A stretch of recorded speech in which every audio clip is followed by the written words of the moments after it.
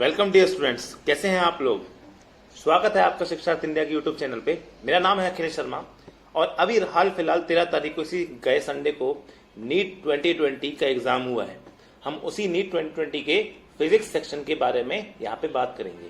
हम ये भी बात करेंगे कि पेपर बच्चों का कैसा गया है, एक्सपेक्टेड कट ऑफ क्या है। चलिए देखिए बच्चों, स्टार्ट करते हैं। अगर मैं बात करूं फिजिक्स की, देखो यहाँ जिस भी टॉपिक की बात हो रही है ना, मेनली हमारी बात फिजिक्स की होगी, ठीक है। तो फिजिक्स में अगर हम बात करें इस बार आपका कैसा पेपर आया है, तो मैं कहूंगा पेपर का जो लेवल था बच्चों वो इजी था। अब कुछ लोगों ने यूट्यूब पे बहुत ज्यादा हंगामा पीट रखा है कि बहुत ही ज्यादा इजी था, 9-10 क्लास के लेवल का था। तो मैं ये कह सकता हूँ कि वो पूरी तरह गलत नहीं है, लेकिन पूरी तरह सही भी नहीं है। हाँ, पेपर बहुत आसान था, बिल्कुल मानता हूँ। कुछ क्वेश्चन उसमें ऐसे थे कि अगर 9-10 के बच्चे बैठते हैं तो वो भी बड़े इजीली उनको अटेम्प्ट कर सकते हैं, लेकिन कुछ क्वेश्चन, सारे क्वेश्चन वो नहीं कर सकते। अगर हम बात करें क्या उससे कट ऑफ पे फर्क पड़ेगा, बिल्कुल पड़ेगा। कट ऑफ के बारे में मैं बाद में बात करूंगा, अभी सिर्फ बात कर रहे हैं कि क्या क्या टेस्ट में आया है। आपके टेस्ट में मॉडर्न फिजिक्स 25%, ये बहुत ज्यादा इस बार आई है, इतनी आती नहीं थी। मैकेनिक्स की अगर बात करें तो 22%, ये पिछले के साल की कंपेरिजन में थोड़ी कम हुई है। हीट 11%, लगभग उतनी है। वेव्स एंड एसएचएम के 2 क्वेश्चन 3 क्वेश्चन आते थे, इस बार भी उतने ही आए हैं। कितने क्वेश्चन आए ये भी डिस्कस करेंगे। इलेक्ट्रोडायनेमिक्स, जिसमें हम इलेक्ट्रोस्टैटिक्स, करंट, इलेक्ट्रिसिटी, मैग्नेटिज्म सबको इंक्लूड करते हैं, जो कि बहुत बड़ा चंक है टॉपिक्स का। 29%, ऑब्वियसली ज्यादा आना चाहिए था, आया भी है। ऑप्टिक्स से, वेव ऑप्टिक्स से ज्यादा क्वेश्चन आए हैं इस बार, वे ऑप्टिक्स से कम क्वेश्चन आए हैं, लेकिन हाँ ठीक ठाक आए। नेक्स्ट अगर हम बात करें कि इस बार नंबर ऑफ क्वेश्चन पर टॉपिक कितने आए हैं बच्चों, तो उसके बारे में अगर बात की जाए तो देखिए 24%, 22%, ये परसेंटेज क्या दिखा रहा है, कितने परसेंटेज ऑफ क्वेश्चंस आए हैं आपके इन सारे टॉपिक से, मैकेनिक्स से, हीट से, वेव से। तो इस तरह की चीजें आप आराम से वीडियो को रोक के देख सकते हो। वैसे 24% का मतलब है 24 क्वेश्चन है, ऐसे 22 क्वेश्चन है, 11 क्वेश्चन है, 5 क्वेश्चन है, 29 क्वेश्चन है और 9 क्वेश्चन है। सबको ऐड करोगे तो आपको ये एक्चुअली परसेंटेज लिखा हुआ है, इसको परसेंटेज ना देख के आप इसको नंबर ऑफ क्वेश्चन देखें तो ये आप देख सकते हो सारे टॉपिक्स इंक्लूड आए हैं। पिछले साल के कंपैरिजन में मैकेनिक्स के क्वेश्चन बहुत ज्यादा कम हो गए हैं as compare to last year 2019 question. अब ये सबसे इंपॉर्टेंट बात है, एनालिसिस की बात की जाती है। कट ऑफ की अगर हम बात करें तो ये देखो, ये सब जो कट ऑफ है, मैं बहुत थोड़ा जल्दी, मैं ये कह सकता हूँ कि ये मैं बहुत जल्दी अनाउंस कर रहा हूँ, ठीक है। इतना जल्दी अनाउंस करना ठीक है नहीं है, पर मैंने जितने बच्चों से मेरी बात हुई है, कम से कम मैं बताऊं 50-60 बच्चों से मेरी बात हो गई। मैंने एक छोटा सा सर्वे भी किया था अलग ग्रुप्स पे, तो मुझे एक डिटेल मिली है। तो मेरे हिसाब से जो जनरली कट ऑफ जानी चाहिए इस बार, वो 140 से 150 के आसपास जानी चाहिए। वो मान लो कि 125-30 भी रह सकती है, वो आपकी 160 भी जा सकती है, लेकिन अराउंड 140-50 के आसपास रहनी चाहिए। लेकिन कट ऑफ का कोई मतलब मेरे लिए तो नहीं होता है। कट ऑफ पार करने से कोई फायदा नहीं है, क्योंकि अगर आपको अच्छा कॉलेज लेना है, अगर आपको क्या लेना है, एक अच्छा कॉलेज लेना है, तो उसके लिए आपके पास में 600 प्लस उम्मीद करी जानी चाहिए। ऐसा मैं इसलिए बोल रहा हूं कि as compare to the last year physics आसान आई है, बाकी बायो और केमिस्ट्री भी आसान नहीं है, और बच्चों का पेपर जैसा मैंने सुना है काफी अच्छा गया है। तो उसके हिसाब से 600 प्लस पे आपके अच्छे कॉलेज मिलने चाहिए। एम्स दिल्ली को अगर आप टारगेट करते हैं, तो क्योंकि बच्चों का पेपर सही में बहुत अच्छा गया है, तो जो 670 प्लस या 650 प्लस में पिछले साल मिल जाता था, मेरे हिसाब से 690, ये 680 भी बोल सकते हो, 680 प्लस या 690 प्लस पे तो श्योर शॉट है कि आपको एम्स दिल्ली मिल जाना चाहिए। श्योर शॉट तो खैर कुछ भी नहीं होता, लेकिन हाँ ऐसा कह सकते हैं। नेक्स्ट अगर बच्चों बात करें कि क्या फैक्टर हैं जो आपके अफेक्ट करेंगे कट ऑफ को, कि कट ऑफ ज्यादा जाएगी कम जाएगी, क्या है फैक्टर्स हैं, तो वो है पेपर का डिफिकल्टी लेवल। तो डिफिकल्टी लेवल तो नहीं था, पेपर तो तीनों सेक्शंस की अगर मैं बात करूं, चाहे केमिस्ट्री, चाहे फिजिक्स, चाहे आपकी बायो, तीनों आसान थे। अगर पेपर का लेवल इजी है तो इसका मतलब जो कट ऑफ है वो क्या होगी आपकी, cut off will go up. Cut off पे क्या इफेक्ट पड़ेगा, कट ऑफ ऊपर जाएगी, ठीक है। तो यहां से हमको क्या समझ में आता है कि कट ऑफ ऊपर जाएगी। नंबर ऑफ सीट्स की बात की जाए कि नंबर ऑफ सीट्स कितनी है, तो इस बार नंबर ऑफ सीट्स क्या थी आपकी, मोर थी। पिछले साल के कंपैरिजन में number of seats are more. College ज्यादा खुलने का रीजन है या जो भी रीजन है वो थी, तो इससे आपकी कट ऑफ बहुत ज्यादा कम नहीं जाएगी, मैं ये नहीं बोलूंगा बहुत ज्यादा कम चली जाएगी, लेकिन ये रिस्पॉन्सिबल है, आपका ये फैक्टर है जिसकी वजह से कट ऑफ कम रहेगी। नेक्स्ट है कितने स्टूडेंट्स अपीयर हुए हैं आपके इस बार एग्जाम में। तो अपीयर देखो, फॉर्म ज्यादा बच्चों ने भरा था, फॉर्म जो भरा था वो मैक्सिमम मोर बच्चों ने भरा था, पर आपके अपीयर ड्यू टू कोविड-19, ड्यू टू आपका जो आपके बाढ़ के हालात थे बिहार में और अलग अलग स्टेट्स में, उन सारे रीजंस को अगर मद्देनजर रखा जाए तो कट ऑफ आपकी बच्चे जो बैठे थे वो कम बैठे थे, तो साफ सी बात है उससे भी कट ऑफ क्या हो जाएगी आपकी, कम हो जाएगी, राइट। क्योंकि ऑब्वियसली उनमें बहुत सारे ऐसे बच्चे भी होंगे जो अच्छे पढ़ने वाले थे, जो पेपर नहीं दे पाए, जिनकी वजह से कट ऑफ ऊपर जा सकती थी। लेकिन तो ये ओवरऑल आपकी, जैसे एग्जाम आपने अगर न्यूज़ पढ़े हो, ढंग के न्यूज़ सुनते हो अगर, तो न्यूज़ में देखा हो तो आपका बताया गया है कि 75 से 80% बच्चे आपके आए हैं एग्जाम देने, विच मीन्स कि 15 to 20% या 10% के आसपास बच्चे नहीं आए, जो कि एक अच्छा खासा 2-2.5 लाख का नंबर है। लेकिन उससे कोई ज़्यादा इफेक्ट नहीं होगा, बहुत थोड़ा सा। तो कट ऑफ की अगर बात की जाए तो कट ऑफ आपकी कम ही रहेगी, लेकिन कट ऑफ ज़्यादा मायने नहीं रखती है, मैंने पहले कह दिया। क्यों? अच्छा कॉलेज लेना है तो वो तो आपको वैसे भी मिल जाएगा छोटे मोटे नंबर लाने पर अच्छे कॉलेज के लिए आपको अच्छे नंबर चाहिए। 600 इसमें लाने में मेहनत तो लगेगी, बहुत आसानी से नहीं आ जाएंगे। अगर आप ये सोच रहे हो कि बहुत आसानी से 600 प्लस आ जाएंगे, नहीं, ठीक है। अब देखते हैं, हम बात करते हैं आगे। तो आई होप कि इतना सा जो मैंने छोटी सी एनालिसिस की है ये आपको अच्छे से समझ में आई होगी। बच्चों आपको, आपके लिए एक अच्छी चीज़ है कि मैं और सूरज सर, मैं आप तो मुझे जानते हो, मैं फिजिक्स पढ़ाता हूँ, और सूरज सर को भी आप जानते ही हैं कि वो एक्सपर्ट फैकल्टी IIT मैथमेटिक्स के लिए, और मैं नीट और IIT के लिए फिजिक्स पढ़ाता हूँ, ठीक है। अच्छा खासा एक्सपीरियंस है। तो शिक्षार्थ इंडिया पे ही हम यूट्यूब पर ही आपका एक ब्रीफ डिस्कशन करेंगे IIT JEE और नीट के ऊपर। हम इन दोनों क्या क्या रिजल्ट आने वाला है, क्या एनालिसिस है रिजल्ट का, क्या होगा आगे जाके, काउंसलिंग के बारे में हम बातें करेंगे। और हम हमारे यहाँ पे यानी शिक्षार्थ पे ही, शिक्षार्थ इंडिया पे ही हम कौन से आगे वाले बैचेस लेके आने वाले हैं, कितनी फीस हम उनकी रखेंगे, किस डेट से शुरू करेंगे, ये 1 या 2 दिन में हम इस पर डिस्कशन करेंगे। और प्लीज़ आपसे उम्मीद है कि उस वीडियो को ज़रूर देखना, यूट्यूब पे डालेंगे हम उसको। और आपको किसी को भी अगर हमारे बैचेस में एडमिशन लेना है so you can directly contact us. Contact के लिए आप क्या करेंगे, इस वीडियो को पूरा देखेंगे और अंत तक देखेंगे, तो अंत में हम आपको कॉन्टैक्ट डिटेल्स भी दे देंगे। तो बच्चों अभी तक जो सारी चीज़ हमने पढ़ी है वो क्या पढ़ा है हमने, वो पढ़ा है हमने कि क्या एनालिसिस रहेगी, कितनी कट ऑफ जाएगी, क्या कैसा पेपर आया, उस सब के बारे में हमने बात की है। अब नेक्स्ट चीज़ जो बच्चों हम बात करने वाले हैं, काफ़ी बड़ा पार्ट है। वैसे कुछ बच्चों को इसमें इंटरेस्ट कम होता है, वो सोल्यूशंस कम देखते हैं पर आंसर पे ज़्यादा फोकस करते हैं। तो मैं आपके लिए यहाँ पे पूरे फिजिक्स के सोल्यूशन, जो बेस्ट सोल्यूशन पॉसिबल हैं, वो लेके आया हूँ। इसलिए हल्का सा टाइम भी मैंने ज़्यादा ले लिया है। नीट 2020 के फिजिक्स के सोल्यूशन आपके सामने करेंगे। हम जो कोड बच्चों लिख रहे हैं वो G3, पर इससे कोई फर्क नहीं पड़ता। आपका जो भी क्वेश्चन कोड हो, आप जो भी क्वेश्चन पेपर हो, आप उसके साथ क्वेश्चन इंक्लूड तो कर सकते हो, ठीक है। तो चलिए मेरे साथ मिलके हम क्वेश्चन डिस्कस कर सकते हैं। देखो, एक बच्चों मुझे आपसे छोटी सी रिक्वेस्ट और ये करनी है कि हम ये वीडियो बनाने में बहुत मेहनत लगती है, रात रात भर हम वीडियो बनाते हैं, फिर इसको एडिटिंग करते हैं। तो छोटी सी उम्मीद हम आपसे ये कर सकते हैं कि आप वीडियो अगर पसंद आए आपको तो प्लीज़ लाइक करें, अपने दोस्तों में शेयर करें, और ये बहुत इंपॉर्टेंट वीडियो है। दूसरी बात, आप सोचोगे कि हम वीडियो क्यों देखें ये वाली, तो देखो, अगर आपका पेपर अच्छा नहीं गया तो आप फ्यूचर के लिए तैयारी करो, बिल्कुल मत छोड़ो, फ्यूचर की तैयारी करो।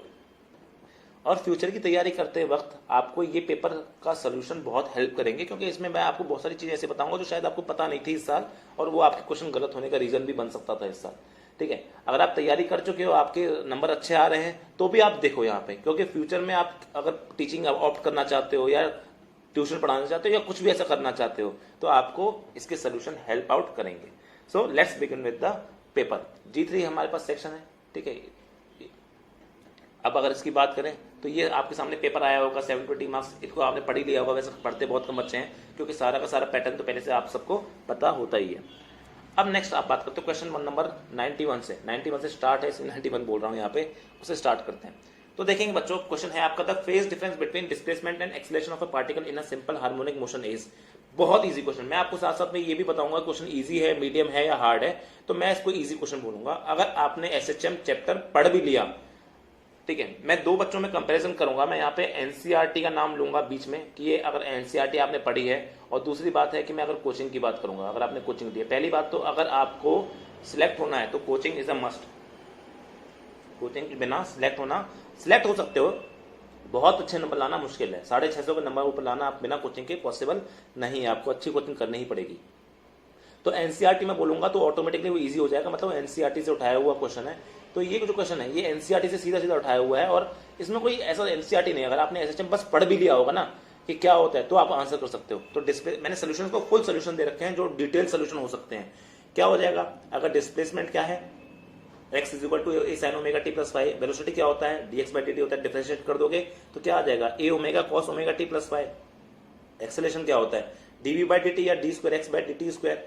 आप जब इसको डिफरेंशिएट करोगे तो कॉस का डिफरेंशिएशन माइनस साइन होता है, तो माइनस ए ओमेगा स्क्वायर साइन। अब इस माइनस साइन को अगर हटाना चाहते हैं तो यहाँ पे क्या आ जाएगा, यहाँ प्लस पाई आ जाएगा।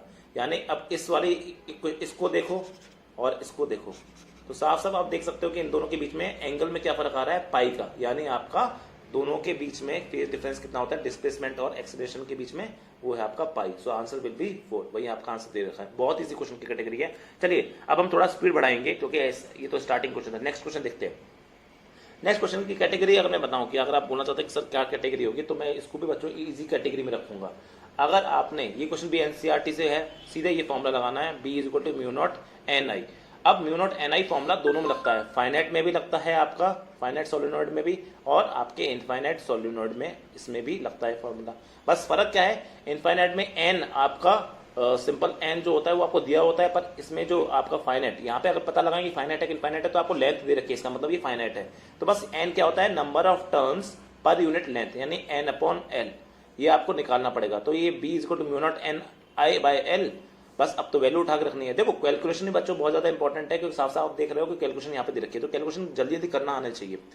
तो म्यू नॉट की वैल्यू क्या होगी, 4 pi into 10 to the minus 7 into आपने एन की वैल्यू आपको क्या दे रखी है, 100 दे रखी है, तो 100 रख दिया आपने, इंटू 2.5 आपका आई है अपॉन 0.5 मैंने 50 सेंटीमीटर को मीटर में चेंज कर दिया। बस बहुत छोटी सी कैलकुलेशन है। 0.5 से ये काटोगे तो यहाँ 5 बचेगा, ठीक है, यहाँ 5 बचा। 5 के बाद क्या होगा, यहाँ 5 को 4 से मल्टीप्लाई करोगे तो 2 बनेगा, 2 को 3 से मल्टीप्लाई करो 6, तो आंसर 6 के आसपास आने वाला है। अब उसके बाद फिर आपको जीरो गिनने हैं, यहाँ पे -7 है और यहाँ पे 2 है, तो ये -5 होगा, और यहाँ से हमने एक जीरो हटाया है, तो ये आपका आंसर हो जाएगा 6.28 इंटू 10 टू पावर -4। बस माइनस प्लस गिनने में गलती मत कर दिया, तो आंसर क्या हो जाएगा आपका 4 will be your answer.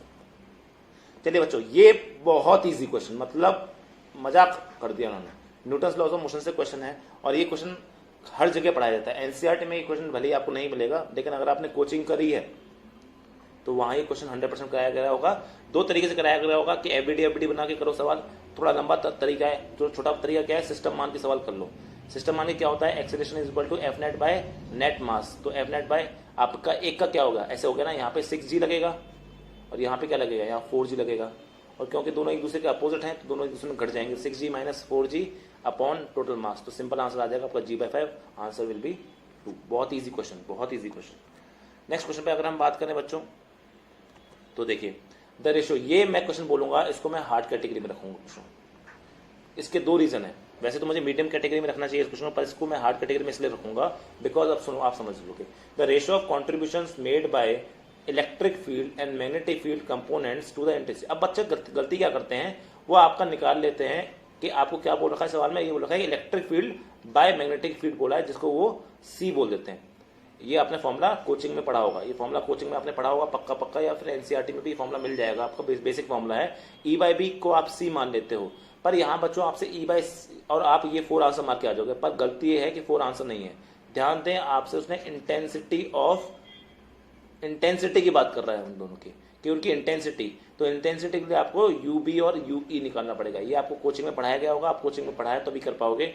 UV का फॉर्मूला क्या होता है, it is B naught square by 2 mu. जैसे यूई का फॉर्मूला होता है half epsilon naught E square. तो मैंने कहा था कि एप्सिलॉन को हटा के पढ़ाए पे होगा, एप्सिलॉन को हटा के आप म्यू कर देते हो, 1/म्यू कर देते हो। जो भी फॉर्मूला इलेक्ट्रिक चैप्टर में पढ़ते हो उसमें बस एप्सिलॉन को हटा के आप डिवाइड बाय म्यू कर दो, एक ही बात हो जाती है। अब आगे की अगर बात करें तो मैंने क्या कहा, ये कहा कि ये तो फॉर्मूला पता ही होना चाहिए आपको। अब यूई को एक बार हम देखते हैं, फॉर्मूला क्या, half epsilon naught E square. E square की जगह पे मैंने ये उठा के यहाँ पे रख दिया, तो यहाँ पे क्या हो जाएगा, बी स्क्वायर सी स्क्वायर। अब सी क्या होता है, स्पीड ऑफ लाइट। अगर स्पीड ऑफ लाइट को क्या मैं ये लिख सकता हूँ, आपका स्पीड ऑफ लाइट को 1 by square, C square is equal to 1 by mu naught epsilon naught. उसको बस मैंने उठा के यहाँ पे रख दिया। जब रखता हूं तो यहाँ से एप्सिलॉन नॉट और एप्सिलॉन नॉट कट जाएंगे आपके, बी तो half B naught square by mu naught, तो आपका यू ही निकल जाए। अब B naught square by mu naught आ गया, और यूबी भी तो यही था, क्या ये और ये सेम निकल के आ गया, यानी यूबी और यूई क्या होगा, सेम, यानी यूई बाय यूबी का रेशियो क्या आ जाएगा, 1 आ जाएगा। तो आपका आंसर क्या हो जाएगा, 1:1, आंसर है 1। अच्छा क्वेश्चन था, बच्चे फंसते हैं, एक तो पहली बात यहाँ फंसते हैं, दूसरी बात ये फॉर्मूला पता है कि नहीं है बच्चों को, तो यहाँ पे 2-3 फैक्टर है जिससे आपका ये क्वेश्चन गलत हो सकता है, इसीलिए इसको मैंने हार्ड कैटेगरी में रखा। नेक्स्ट बच्चों, अगर हम बात करते हैं नेक्स्ट क्वेश्चन की, तो ये क्वेश्चन जो है इसको मैं रखूंगा आपके इजी कैटेगरी में। इजी कैटेगरी में क्यों, क्योंकि बहुत ही सिंपल क्वेश्चन है। अगर आप क्वेश्चन को सिर्फ पढ़ लोगे तो आपको सॉल्व करने की कुछ जरूरत नहीं, सीधा आंसर कर सकते हो। कैसे, in a certain region of space, ये एक्स्ट्रा ज्ञान है, ये वॉल्यूम जो दे रखा है वोल्टेज दे रखा है, ये एक्स्ट्रा ज्ञान है। क्यों? Electric potential is found to be 4 volt throughout. Throughout का मतलब क्या है? इसका मतलब साफ सीधी बात है कि इसका मतलब है कि थ्रू आउट आपका कांस्टेंट है। V आपका क्या हो गया? कांस्टेंट हो गया। ये अगर V कांस्टेंट हो गया, हम जानते हैं electric field displacement minus dV by dr होता है। अगर V कांस्टेंट हो जाएगा तो आपका इसका डिफरेंशिएशन क्या हो जाएगा? 0 हो जाएगा। डिफरेंशिएशन 0 हो गया तो E क्या हो गया आपका? E भी 0 हो जाएगा। Then answer will be 4। Very easy question, सबने पढ़ा होता है E equal minus dV by dr। ठीक है, अब नेक्स्ट क्वेश्चन पे आते हैं। इस क्वेश्चन को फिर से बहुत easy question, kinetic theory of gas अगर आपने पढ़ा है तो क्वेश्चन एक बार में कर दोगे। काइनेटिक थ्योरी ऑफ गैस के हिसाब से E जो होता है वो F/2 nRT होता है जब n मोल्स की बात करते हैं। जब हम 1 मोल की बात करते हैं या फिर Na मॉलिक्यूल्स की बात करते हैं तो उसकी जगह पे K भी रखते हैं। वैसे थोड़ा सा क्वेश्चन में गलती है, यहाँ R होना चाहिए था। ठीक है, और उसने क्वेश्चन में एक्चुअली बोल नहीं रखा कि किसके लिए निकालना चाह रहा है। अब जब बोल नहीं रखा तो आप ऑटोमेटिकली समझ जाओगे कि उसने आपका मॉलिक्यूल्स की बात कर रहा है। वो जब मॉलिक्यूल्स की बात कर रहा है, Na मॉलिक्यूल्स की बात कर रहा है तो आप समझ जाओगे। तो क्या होता है? F/2 KT आप यूज कर सकते हो। F में क्या होता है? F का मतलब होता है डिग्री ऑफ फ्रीडम। मोनोएटॉमिक में डिग्री ऑफ फ्रीडम क्या होता है? 3 लीनियर होते हैं। X में होता है लीनियर, Y में होता है लीनियर और Z में होता है लीनियर। कोई रोटेशन नहीं होता आपके मोनोएटॉमिक के लिए। तो 3/2 KT हो जाएगा। तो वेरी वेरी इजी क्वेश्चन। मतलब ये है कि अगर आपने कोचिंग पढ़ी हो, क्लास ली, तो खैर NCERT से भी क्वेश्चन उठाया गया एक तरह से। NCERT का क्वेश्चन है, NCERT में भी क्वेश्चन मिलेगा आपको। तो NCERT वाले बच्चे भी इसको कर सकते हैं। लेकिन अगर आपने थोड़ा सा भी एक्टिविटी पढ़ी होगी तो उसमें पक्का क्वेश्चन कराया होगा जब एनर्जी के बारे में आपको लिखवाया गया होगा। नेक्स्ट बात करते हैं। ये मतलब मेरे को कुछ क्वेश्चन ऐसे लगे कि मतलब क्यों दिए गए वो क्वेश्चन। एक्चुअली मुझे लगता है जानबूझ के कुछ क्वेश्चन इजी दिए गए। वो उसका एक रीजन ये भी है कि कोविड की वजह से बच्चे अच्छे से नहीं पढ़ पाए, अच्छे से रिविजन नहीं कर पाए। कोचिंग में जो बच्चे जाते थे वो नहीं पढ़ पाए, तो उनका रीजन मैं समझ सकता हूँ। फाइंड द टॉर्क अबाउट, मतलब ये इतना बेसिक क्वेश्चन है कि जिसने टॉर्क की पहली क्लास की होगी उसने बस ये फॉर्मूला पढ़ा होगा वो निकाल सकता है। उसमें भी इन्होंने एक आपसे कैलकुलेशन भी नहीं करवाई, इतना सिंपल। मतलब find the torque about origin when force दे दिया 3J न्यूटन और आपका पोजीशन वेक्टर दे दिया आपको 2 मीटर। तो बस ये बच्चे गलती क्या करते हैं, कोई बच्चा इसको F×R लिख देता है तो वो आपका गलत माना जाएगा। आपका R×F होता है, बस ये रखा, नंबर मल्टीप्लाई करो। इस सर्कल तो आपको क्लास में पढ़ाया गया होगा, इस सर्कल के हिसाब से आंसर करोगे तो -6 है। बहुत ज्यादा इजी क्वेश्चन, मतलब इसको बोलना भी टाइम वेस्ट करना है, इतना इजी क्वेश्चन है ये। ठीक है, नेक्स्ट बच्चों अगर हम बात करते हैं आपके इस क्वेश्चन की, मतलब क्या मतलब कुछ क्वेश्चन इतने आसान दे दिए उन्होंने कि मतलब ऐसा लगता है क्या कर दिया, ऐसा कैसे कर सकते हो आप साथ में। देखिए इतना आसान, सीधा सीधा NCERT उठा के, अरे बच्चों क्लास 11 तो पढ़ी ना आपने, CBSE पास किया, कोई भी बोर्ड से पास किया तो NCERT पढ़ के आए होगे। NCERT पढ़ के आए होगे, नहीं तो क्लास में फॉर्मुला लिखवाया होगा। मीन फ्री पाथ का सीधा सीधा फॉर्मुला होता है, आपको कुछ नहीं पूछा, सीधे सीधे मीन फ्री पाथ का फॉर्मुला बता दिया। ठीक है, तो ये मतलब इतने घटिया लेवल के क्वेश्चन पूछना मेरे ख्याल से कोई मतलब नहीं था। ये तो बहुत ही ज्यादा इजी क्वेश्चन था। आंसर क्या हो जाएगा? 1 हो जाएगा आपका आंसर। अब नेक्स्ट बात करते हैं हम क्वेश्चन की। ये क्वेश्चन मतलब सिर्फ चलो ये कह सकते हैं कि क्वेश्चन मैं लेकिन उसको भी इजी कैटेगरी में रखूंगा। हम जानते हैं कि जब भी एनर्जी इक्विवेलेंट की बात होती है, आपने पढ़ा होगा आइंस्टाइन थ्योरी में। ठीक है, तो क्या बोला है, जब भी बोला है कि एनर्जी निकालो किसकी, मास की, मास को क्या करना है, मुझे एनर्जी में कन्वर्ट करना है। तो कैसे होगा? सीधे सीधे आप डेल्टा रिलेटिविटी थ्योरम है, तो E equal to delta mc²। Mass अगर आपका स्पीड ऑफ लाइट से चलता है तो वो एनर्जी में कन्वर्ट हो जाता है। तो मास को हमने मल्टीप्लाई कर दिया, कुछ भी नहीं करना, मास को मल्टीप्लाई करना है स्पीड ऑफ लाइट से 3 × 10⁸ स्क्वायर करके मल्टीप्लाई कर देना। यहाँ पर साफ बताइए 9 आएगा तो 45 आएगा आंसर। अब उसके बाद आपको बस 0 गिनने हैं, तो 0 के हिसाब से आपका आंसर हो जाएगा। बहुत ईजी क्वेश्चन। नेक्स्ट क्वेश्चन, अगर बात करें इसको किस कैटेगरी में रखूंगा, इसको अगर आपने कोचिंग करी है, फिर से मैं बोल रहा हूँ, अगर आपने कोचिंग करी है तो आपके लिए बहुत ईजी है। एंड सिर्फ NCERT वाले बच्चों के लिए या जिन्होंने कोचिंग नहीं करी उनके लिए क्वेश्चन ये मीडियम लेवल का है। लेकिन कोचिंग वाले क्वेश्चन के लिए बच्चों के लिए ये आपको क्वेश्चन बहुत इजी कैटेगरी में, वेरी इजी कैटेगरी ढूंढ ही नहीं रहा हूँ, वरना बहुत सारे क्वेश्चन से वेरी इजी है। मतलब ऐसा कुछ करा ही नहीं, इसने आपसे मेजरमेंट निकलवाया नहीं, डायमीटर निकलवाया नहीं, जिसको हम इतना ज्यादा हाई लेवल पे क्लास में पढ़ाते हैं। मैंने एरर्स कम से कम नहीं तो क्लास में 3 से 4 बार 3-4 दिन पढ़ाते हैं, कम से कम 2-3 दिन पढ़ाते हैं, अलग अलग टाइम के हिसाब से, बच्चों के हिसाब से। और सवाल ऐसे पूछते हैं तो दुखी हो जाते हैं, जबकि इससे पिछले सालों में बहुत बेहतरीन सवाल पूछे गए हैं। आपके लीस्ट काउंट दे रखा है, सर्कुलर डिवीजन कितने हैं आपके, CSR वो दे रखा है, ये फॉर्मूला पता ही होता है आपको स्क्रू गेज पे। ठीक है, 2 ही डिवाइस तो पढ़ने वाले के लिए पर स्क्रू गेज पता है आपको, ये फॉर्मूला होता है। आपको निकालना क्या है, पिच निकालना है। अरे यार क्या है, वैल्यू रख दो, आंसर निकाल लो। पिच को मल्टीप्लाई करना 0.01 × 50, आपका आंसर हो जाएगा 0.5 mm। क्या हो जाएगा बच्चों? 0.5 mm, यानी आंसर आपका 2 हो जाएगा। एक और बात बताऊं, और क्वेश्चन कैसे इजी हो सकता है ये। आप क्या करते हो, 50 को अगर 0.1 से डिवाइड करो तब भी 5 ही निकल के आएगा, तो आंसर फिर भी 5 आना है। डिवाइड कर दो, मल्टीप्लाई कर दो, तब भी आंसर आपको क्या ही आ रहा है, 5 ही आ रहा है। तो यार इतने इजी क्वेश्चन करना ना, मतलब कोई सेंस नहीं था क्वेश्चन करने का। अब नेक्स्ट क्वेश्चन पे जाते हैं। ये जो क्वेश्चन मैं कहूंगा इसको मैं हार्ड कैटेगरी ऑफ क्वेश्चन में रखूंगा। अब क्यों रखूंगा आप अपने आप समझ जाओगे, बस थोड़ा सा साथ दो। इस क्वेश्चन को मैं आपके हार्ड कैटेगरी ऑफ क्वेश्चन में रखूंगा। देखिए क्वेश्चन बहुत अच्छा है, ठीक है। थोड़ा सा मैं इस क्वेश्चन को out of syllabus type of question कह सकता हूं अगर आपको नहीं पढ़ाया गया होगा। क्या बोल रखा है, 2 सिलेंडर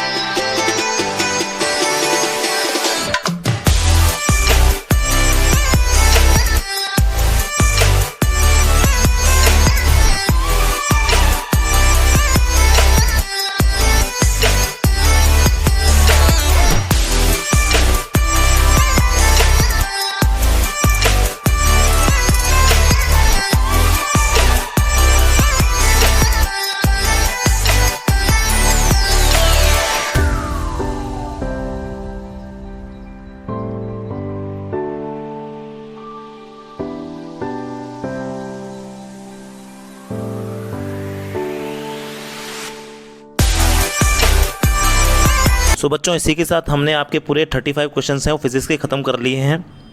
आई होप कि सारे क्वेश्चन आपको अच्छे से समझ में आए होंगे। स्टार्टिंग क्वेश्चन मैंने अच्छे से डिस्कस किए हैं, बाकी क्वेश्चन आप अगर देखना चाहते हो तो आप वीडियो को पॉज करके आराम से देख सकते हो। अगर कोई डाउट है तो आप नीचे कमेंट में लिखें या मुझे पर्सनली कॉन्टैक्ट करें। मेरी डिटेल्स जो हैं वो इस स्लाइड पे आपको पेज पे दिख भी रही होंगी। सो thank you very much for watching this video. Please like share and comment on the video. बच्चों मुझे आपसे पर्सनली एक बात और बोलनी थी। ऐसी वीडियो बनाने में हमको बहुत मेहनत लगती है, रात भर कभी जगना पड़ता है, पूरा काम करना पड़ता है, एडिटिंग करनी पड़ती है। तो आपका एक छोटा सा सब्सक्राइब या लाइक या कमेंट हमको बहुत ज़्यादा इंस्पिरेशन देता है। सो वी वुड लाइक कि आप लोग इस चीज़ में हमारा साथ दें, और किसी भी चीज़ के लिए रिलेटेड से आपको कुछ पूछना है तो आप shiksharthindian@gmail.com पे हमें कांटेक्ट कर सकते हैं। बाकी सूरज सर का और मेरा कांटेक्ट डिटेल्स यहाँ लिखी हुई है। एक आखिरी की बात ये भी थी कि मान लीजिए किसी बच्चे के ऐसा होता है कि नंबर अच्छे नहीं आए हैं, तो निराश ना हो, हताश ना हो, आपके पास और चांस हैं, नेक्स्ट बार और अच्छे से करेंगे अगर बहुत ज़्यादा ही बुरा गया है पेपर तो। और जिनका मॉडरेट गया है वो थोड़ा सा रुक जाएं, क्योंकि हम स्ट्रेटेजी के बारे में बात करने वाले हैं अपनी अगली वीडियो में सूरज सर के साथ में। उसमें हम बताएंगे कि आगे आप क्या कर सकते हैं। और जिन बच्चों का अच्छा पेपर गया है उनको मैनी कॉन्ग्रेचुलेशंस। आप लोग जल्दी से एक बहुत अच्छे मेडिकल कॉलेज में होंगे। तो मिलते हैं आपसे नई स्ट्रेटेजी वीडियो में। So thank you very much, see you again. जय हिंद, जय भारत।